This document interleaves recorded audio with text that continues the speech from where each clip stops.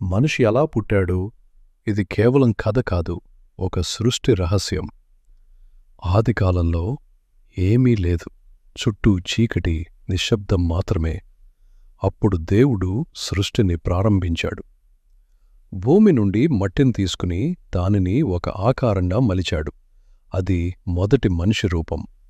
కాని అది కేవలం శరీరం మాత్రమే.